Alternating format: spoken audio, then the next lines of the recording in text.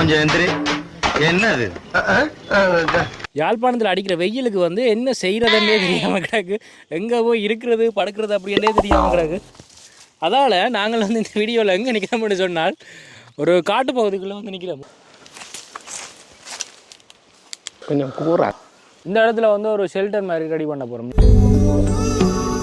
பத்தாப்பழம் ஃபுல்லாக சாப்பிட்டாரால், வாழைப்பழம் ஒரு பிஸ்கெட் எல்லாம் சாப்பிட்டு இப்போ என்ன வருது உனக்கு? என்ன வருது? என்ன வருது இப்போ? என்னடா வருது உனக்கு? என்னடா சொன்னீங்க இப்போ? மாலையை கொண்டு கடற்கரையில் இறக்கி விடுவேன். அங்கே இருந்தா சரி சரியோ. இஞ்சி பிஸ்கட்டும் வாழைப்பழமும். இந்த வெயிலுக்குள்ள எவ்வளவு எப்படி சர்வே பண்ணுறது அப்படின்றதையும் நீங்கள் இந்த காணொளி மூலமாக தெரிஞ்சு கொள்ளக்கூடிய மாதிரி இருக்கும். வீடியோவை லைக் பண்ணிவிட்டு சப்ஸ்கிரைப் பண்ணிவிட்டு பாருங்கள் மக்களே.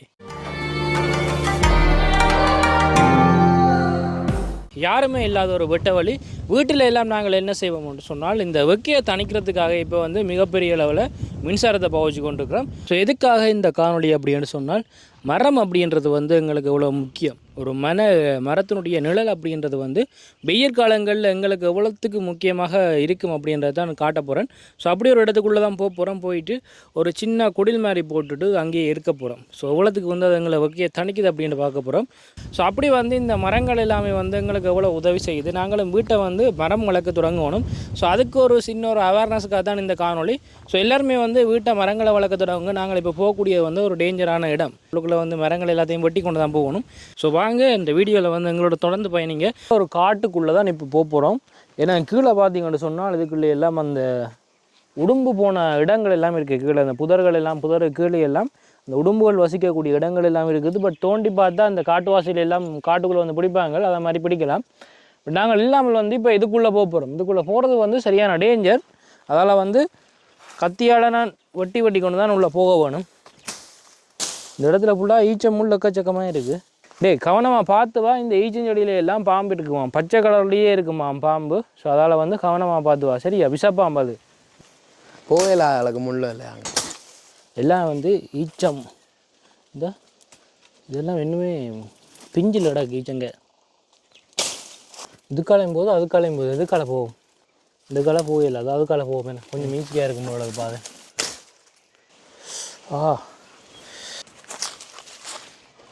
இந்த எவ்வளோ தான் பட் எங்கே திரும்பினாலும் இந்த முள்ளு செடி தான் நினைக்கிறேன். இங்கிட்ட கொஞ்சம் கூறாக கிடக்கு. முள்ளாக இருந்தாலும் இல்லை குளிர்மையாக கிடக்கு.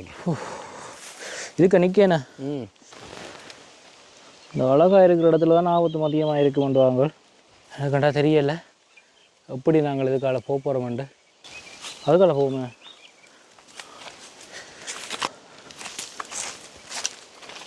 எதுக்கு ஒரு பாதை கிடக்கு? என்ன ஒரு வட்டை தெரியாமல் நிற்கிறியா?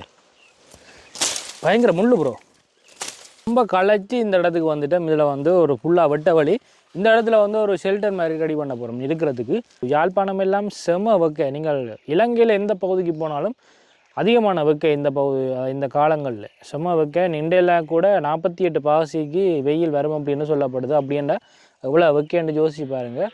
ஸோ நாங்கள் இந்த காட்டு மாதிரி இருக்கக்கூடிய ஒரு சின்ன காடை சுற்றி பார்த்தால் ஃபுல்லாக வந்து மரம் செடி கொடிகள் அதுகள் மட்டும்தான் இருக்குது. நாங்கள் மட்டும்தான் நடுவில் இருக்கிறோம். ஸோ இதில் தான் ஒரு ஷெல்டர் ஒன்று ரெடி பண்ண போகிறோம். ரெடி பண்ணுவோமா? அதுக்கு என்ன, நான் இதில் ஒரு மரக்காட்டே ஒன்று கிடக்கு. இதில் என்ன மரக்காட்டை நினைக்கிறேன்? இப்போ தான் யாரோ வந்து வெட்டி போட்டுருக்குறாங்க. ஸோ ஒரு மரக்காட்டை இப்போ தடியில் வெட்ட போகிறோம்.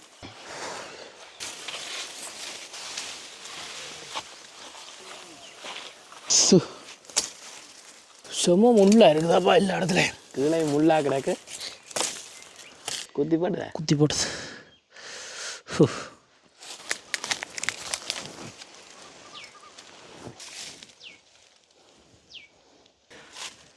காலை இப்படி கிடக்காது. அம்மா ஜேடா ரத்தம் வருது ப்ரோ.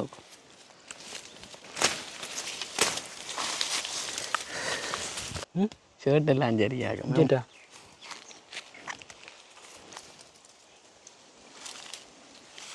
இவ்வளோ தூரம் முழுக்க வந்த ஒரு வெட்ட வழி இந்தா அதில் ஒரு நாவல் வர நிற்குது.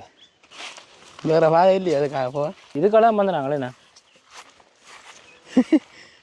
சரி இதுக்கெல்லாம் வந்தேன் நான் இதுக்கெல்லாம் எங்கே இதுக்குள்ள வாயணும்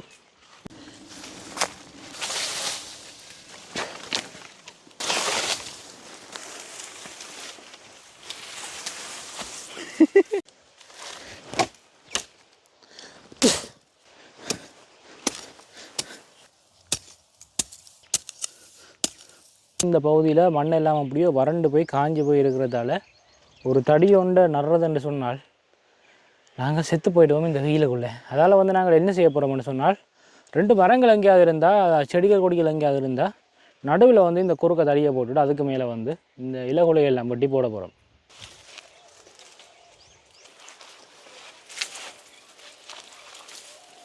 கீழே போட்டுட்டு நிறைய தடி. ஸோ 2 வந்து லேயர் ரெடி பண்ணிட்டேன். அதுக்கு மேலே அதை அரைவாசியாக வட்டி போட்டு போடணும். உள்ளே வரும்போதே நாங்கள் கொஞ்சம் தண்ணி கொண்டு வந்து நாங்கள் அதை தான் குடிச்சிட்டு வந்து நாங்களே இப்போ நிற்கணும்.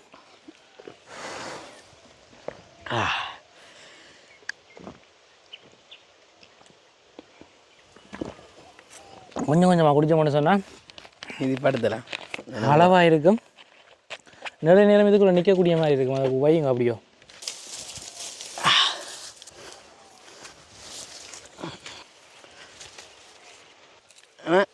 இப்போ வந்து நாங்கள் அந்த கட்டின சின்ன டென்ட்டு மாதிரி இடத்துல கீழே இருக்கிறதெல்லாம் வெட்டி விட்டால் கூடுதல் ஸ்பேஸ் வந்த மாதிரி இருக்கும். நல்லா கூடார மாதிரி வந்துட்டு பாம்புல சத்தம் எல்லாம் கேட்குறது எல்லாமே கொண்டு வந்துட்டேன்னு வரும். இன்னும் கொஞ்சம் போட்டோம்டா.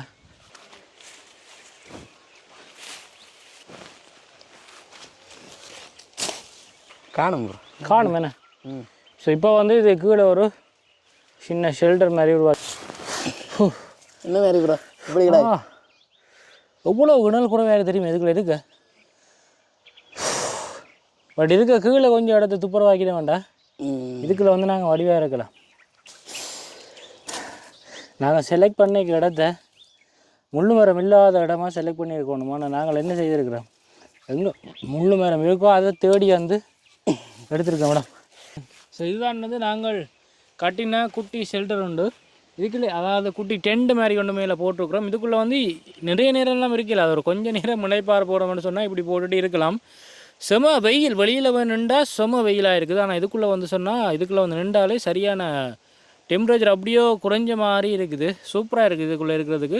ஸோ இப்போ நாங்கள் கொஞ்சம் பழங்கள் அதெல்லாமே கொண்டு வந்து நாங்கள் அதை வெட்டி சாப்பிட போகிறோம். தண்ணி மிச்சம் இருக்குது எங்களுக்கு போக மட்டும். 2 பிஸ்கட் கொண்டு வந்து நாங்கள் அதோட வாழைப்பழம் ஒரு சீப்பு வாழைப்பழம் அதோடு நாங்கள் ஒரு வர்த்தகப்பழம் கொண்டு வந்துருக்கிறோம். போட்டுட்டு இருக்கலாம்னு பார்த்தாலும் விடுறாங்களா பைபிள் எழுந்த வட்டி விட கட்டியால செய்யடா.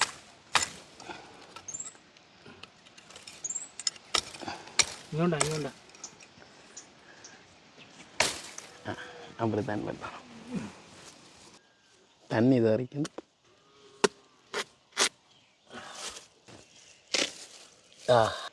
அப்படியே கடிச்சு சாப்பிட்டாலும் நல்லா இருக்கும் போடாது. கடிச்சு தான் சாப்பிட போகிறோம்.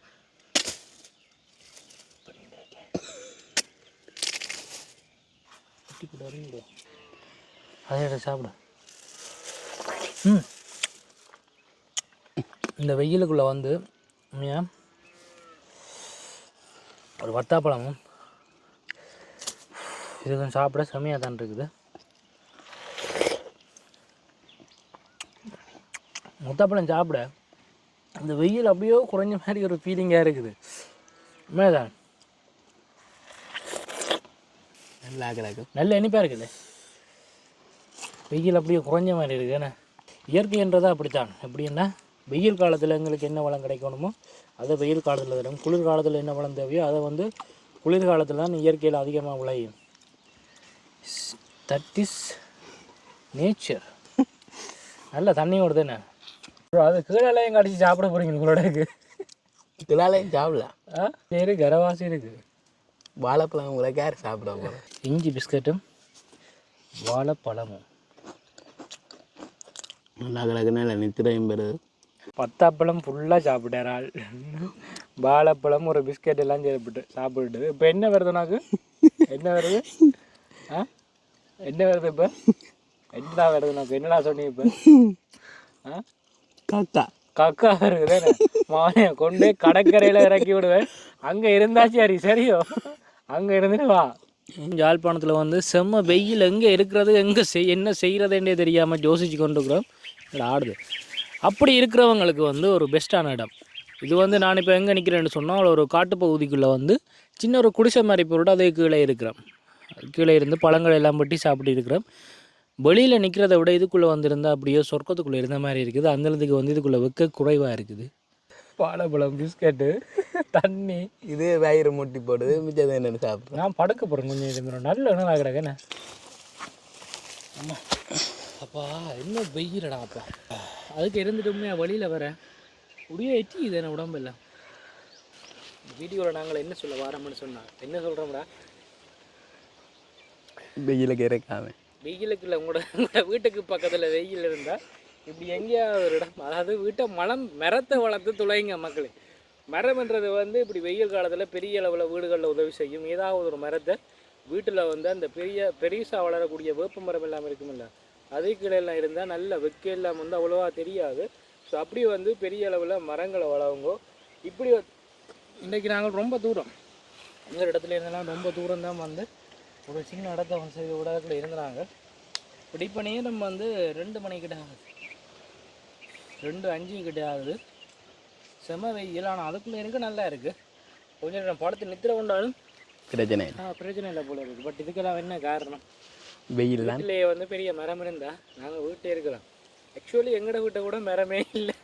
இப்போ நாங்கள் இதால் வந்த இடம் இருக்கே, இந்த வந்த இடத்துக்கால என்னென்னு தப்பிச்சு வெளியில் போகிற மட்டும் தான் பெரிய கரைச்சல். ஏன்னா வரைக்கும் அவ்வளோ கஷ்டப்பட்டு தான் உள்ளே வந்துடுறாங்க. பட் வெளியில் போய் பார்க்கலாம் தானே.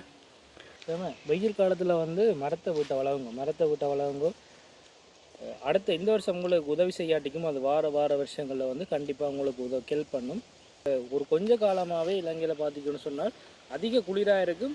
அடுத்த காலங்கள் எல்லாமே வந்து அதிக அளவு வெப்பமாக இருக்கும். முன்னைக்கு வந்து சொல்லப்பட்டது 48 பாகசிக்கு மட்டும் இந்த வெப்பம் அப்படின்றது போகலாம் என்று. ஸோ இனி வருங்காலங்கள்லையும் இப்படிய வெப்பநிலை உயர்வு வரக்கூடுமானால் எங்களுக்கு கண்டிப்பாக வந்து இணல் அப்படின்றது தேவை. ஸோ வீட்டை வந்து மரம் வளருங்க. உங்களோட சுற்றி இருக்கக்கூடிய சூழல்களில் அதிகளவான மரங்களை வளர்க்க தொடங்க. அது வந்து பெரிய அளவில் வந்து சூரியன்லேருந்து ப்ரொடெக்ட் பண்ணுவங்களை.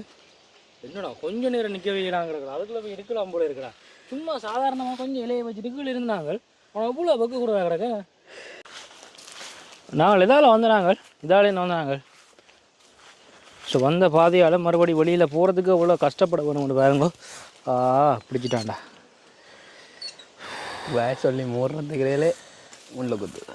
ஆனால் கொஞ்சம் தூரம் முள்ள வர முதல்ல எவ்வளோ பாடுபட்டேன் வேணே.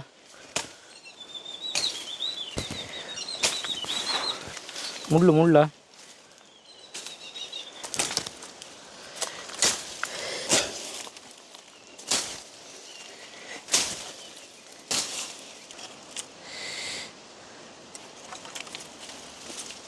குரங்கு நடந்து வந்த மாதிரி தான் நடந்து வர வேண்டிக்கிறது.